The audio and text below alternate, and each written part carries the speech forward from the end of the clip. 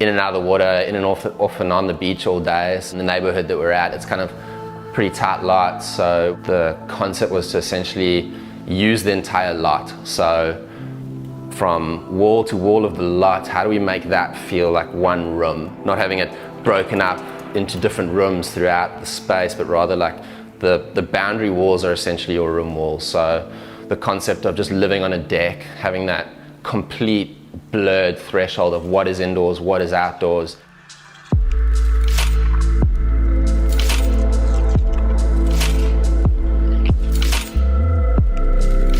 Obviously, one of the challenges is not creating and not just pancaking your building, not just creating layer upon layer and then having dark spaces in the interior. We just brought the courtyard in, and the courtyard just acts as a natural lung.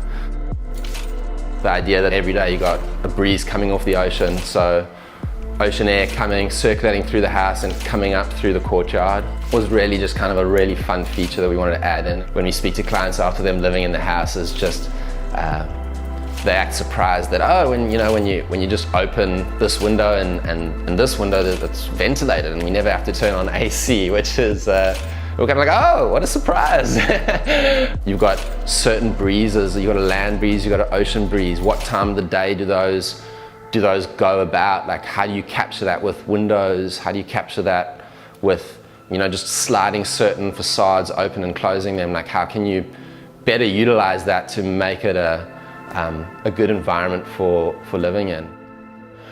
Although the house might not look what you would say, hey, this is a sustainable house and this is a house that focuses on key principles of what passive design is, it 100% is.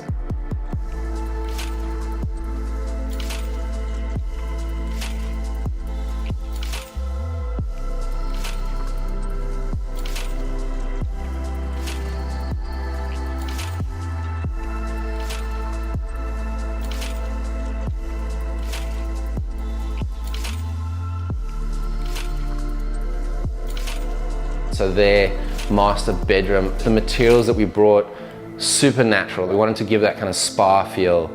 They're escaping, they're down here at the ocean. You got your two big windows on either side, so really you're just seeing blue sky on either side of that bathroom, and then you've got that natural palette that just hopefully relaxes you, calms you down, and just makes you feel like you're at a beach retreat away in your own home.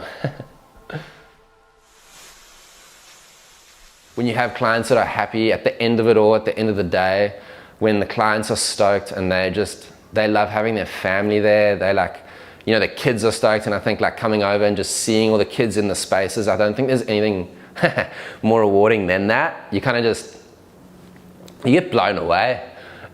I'm not meant to be getting emotional, but it is, it's super, it's almost intoxicating as well, because you see people experiencing the space that you've sat in your head so long thinking about, and you're kind of like, oh wow, the grandkids are all running around the space, like there they are. And you can throw that in renderings and you can throw that in drawings, but when you see it actually in real life, it's crazy. It's a crazy thing to see, because you sculpt the way people live, and it's such a responsibility. I don't know why I'm getting emotional.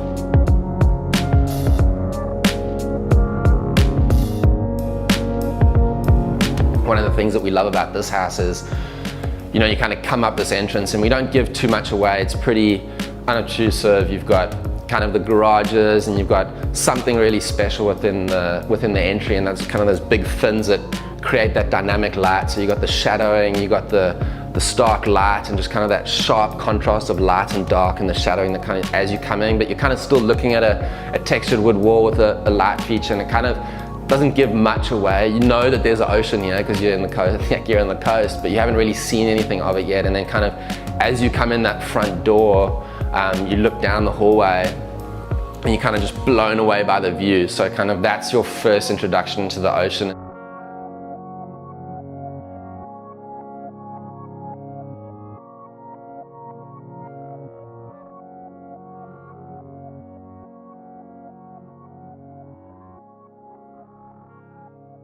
contemporary architecture is people think that the lack of detail is simple. It's simple to do. It's not the lack of detail or removing the detail, it's the refinement of details.